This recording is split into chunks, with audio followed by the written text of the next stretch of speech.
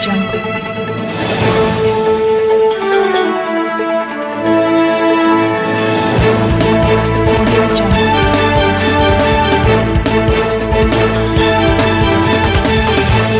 की छात्रा को अंतर्जातीय विवाह करना पड़ा महंगा, एक बच्चे की मां होने पर निकाला घर से। शेखपुरा जिला के करंडे थाना क्षेत्र के लुटोत गांव की शिवनंदन महतो की पुत्री विनीता 20 वर्ष ने शेखपुरा के महिला हेल्पलाइन में सोमवार को न्याय की गुहार लगाने पहुंची। पीड़िता विनीता ने दर्द भरी दास्तान बताते हुए कहा कि वह प्रेम जाल में फंसकर अंतर्जातीय विवाह कर बैठी है। वह शेखपुरा जिला के करंडे थाना क्षेत्र के लुटोत गांव निवासी शिवनंदन महतो की पुत्री है। उसके पिता एक गरीब हैं। वह इकलौती बहन है। उसके 2 छोटा भाई है। वह 2017 में अपने फूफा के पास दिल्ली गई थी। उस समय वह 9वीं कक्षा की छात्रा थी। वह 15 दिन अपने फूफा के यहाँ दिल्ली में रही। इसी दौरान उसके फूफा ने उसकी शादी एक लड़के से तय कर दी। विनीता ने कहा कि फूफा के बगल में एक भूमिहार जाति के परिवार भी रहा करते थे।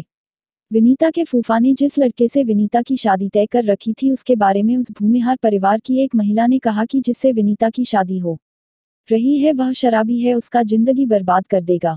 इस पर विनीता ने फूफा से कहा वह उस लड़के से शादी नहीं करेगी। इसी बीच फूफा के बगल वाले उस भूमिहार परिवार में नीतीश नाम का लड़का भी अपने फूफा के यहाँ रहा करता था।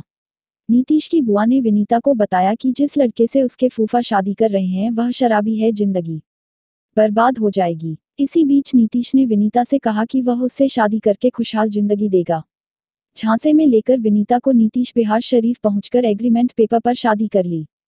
फिर नीतीश और विनीता शादी के बाद पति पत्नी के रूप में बिहार शरीफ के किराए के मकान में रहने लगे। उसकी शादी 2017 में हुई थी। 2018 में विनीता को एक लड़का पैदा हुआ जिसकी उम्र अभी 11 माह की है। नीतीश नालंदा जिला के दीपनगर थाना क्षेत्र के पावा गांव निवासी मनोज सिंह का पुत्र है। शादी के बाद विनीता को नीतीश बिहार शरीफ में एक किराए के मकान में गुपचुप तरीके से रहने लगा। विनीता को कभी भी नीतीश अपना घर यानी ससुराल नहीं ले गया। वह खुद बेलो का ड्राइवर का काम करता है। विनीता से शादी करने के बाद विनीता को वह बिहार शरीफ में किराए के मकान में रख रहा था और वह खुद वारसलीगंज में रहता था। वह मकान किराया, खाना, खुराक भी विनीता को दे रहा था। वह विनीता के पास रात में 1-2 घंटे के लिए आता था, उसके बाद चला जाता था। इसी बीच विनीता ने जब जिद किया कि वह मनोज के घर यानी अपना ससुराल जाएगी तो नीतीश ने उसे अपनी जाति का हवाला देकर बदनामी के डर से अपना घर पावा ले जाने से कतराने लगा। विनीता जब भी जिद करती थी अपना ससुराल जाने के लिए तो नीतीश उसे मारपीट कर प्रताड़ित करता था। नीतीश उसे धमकी देने लगा कि उसे जान मार कर फेंक देगा, लेकिन नीतीश अपना घर उसे नहीं ले जाएगा। ज्यादा प्रताड़ित होने के बाद वह अपने मायके बिहार शरीफ से शेखपुरा लुटोत गांव पहुंच गई और इंसाफ के लिए फिलहाल वह महिला हेल्पलाइन पहुंच गई है। वहीं महिला हेल्पलाइन के महिला काउंसलर ने कहा कि विनीता का मामला दर्ज कर लिया गया है। ने नीतीश समेत उसके माता पिता को नोटिस जारी किया है। शेखपुरा से ललन कुमार की रिपोर्ट। तो मेरे पति मुझे जहाँ से मैं लाकर मेरे से शादी किए, बोले घर ले जाएंगे, फिर घर ले जाने की बात हम करते थे तो वो घर नहीं ले गए और हमें मार देने की धमकी भी देते हैं, हमारे परिवार को भी मारने की धमकी देते हैं। प्रेम विवाह किए थे? जी ऐसा ही समझ लीजिए कि हम लोग प्रेम विवाह किए थे। कब शादी हुई थी? जी 2017 में। उसके बाद ससुराल गए आप? जी नहीं, ससुराल ये हमें कभी नहीं ले गए। ये कहाँ रहते थे? ये वारसलीगंज में रहते हैं। आपको कहाँ रखते थे? हमको बिहार शरीफ में रखते हैं। आपका घर कहाँ हुआ? मेरा घर लुटौत हुआ। कौन सा जिला में? शेखपुरा जिला। अब क्या समस्या आ रही है आपके साथ?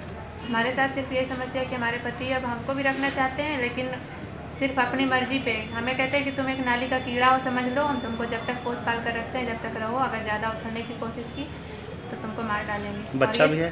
जी हाँ, हमारा एक बच्चा है, लड़का है। शादी कब किए थे? 2017 में। बच्चा कब हुआ? 2018 में। कितना साल का बच्चा है? 11 महीने का बच्चा। क्या दूसरी शादी की तैयारी में? जी हाँ, वो दूसरी शादी करने के लिए तैयार है। लड़के की शादी कहाँ हुई? लड़का का घर कहाँ हुआ? पावा। उनके पिताजी का क्या नाम है? मनोज कुमार। और लड़का का नाम?